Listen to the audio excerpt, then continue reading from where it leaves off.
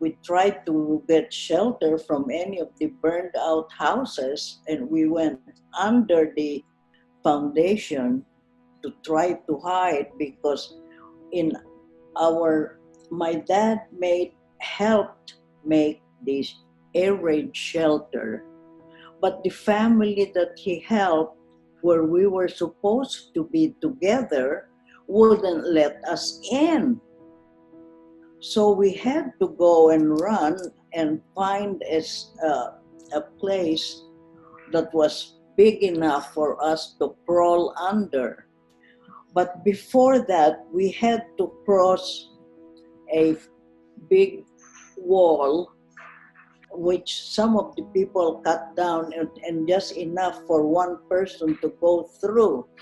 I was the end of my father, my mother, my sister, and me. And then it took me longer to try to get in through the passage. And this Japanese soldier came to me and hurrah, and he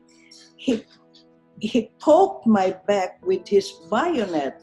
That's why until now I don't want anyone touching me from the back. It just remained with me. I was so scared.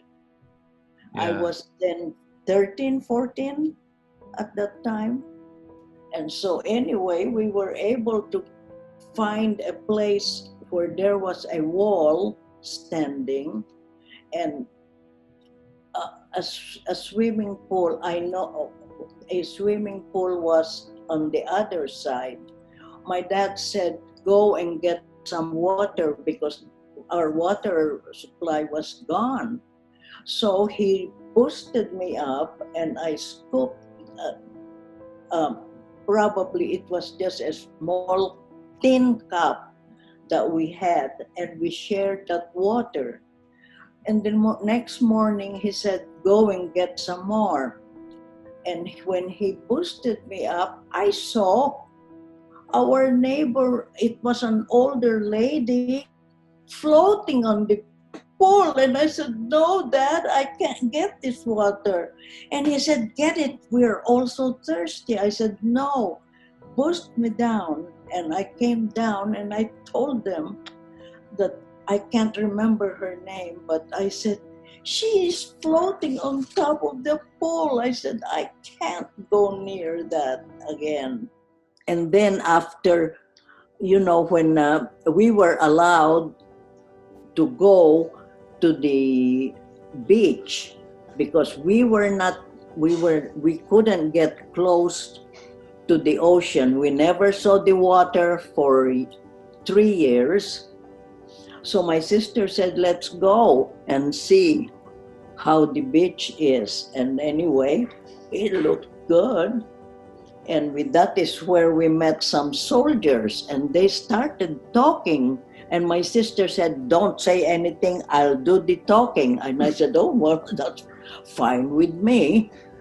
And they said they were Filipinos, but they are from the United States.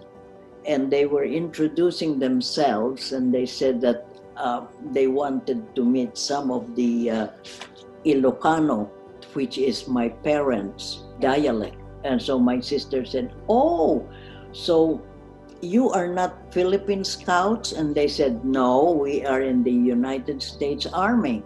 And that is when they asked, would you like some candy? Well, God, who doesn't want? I haven't tasted candy for 4 years, 3 years, 3.5 years anyway. And they showed us some Hershey candies.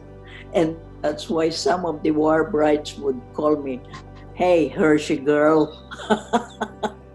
So we did in December 2nd, 1945. In Singalong. Oh, Singalong. There was a small church that we got married in, and my dress, at least they found a piece of white material that my friend made. It was very short because it was just a small piece. And then we didn't have buttons, we had to try to cover. I don't know where she got those little, they look like little pebbles that she covered to make the buttons. And we don't have zippers or anything like that. So it was buttons all the way down the back. And then another friend found an old communion veil that her daughter used, and they made that into my little veil. Well, I was seasick the whole time, so it was just, I was just so anxious to get off the ship, and it was beautiful. We sailed under the Golden Gate at night, and it was all lighted up, and it was just beautiful.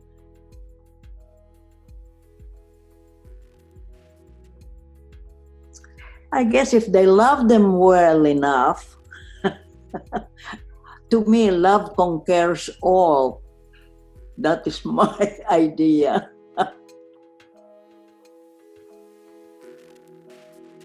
Yes, and he loved me.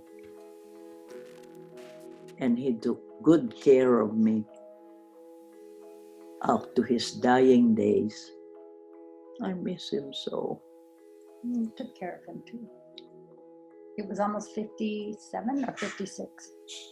Yeah, we were married about almost 57 years.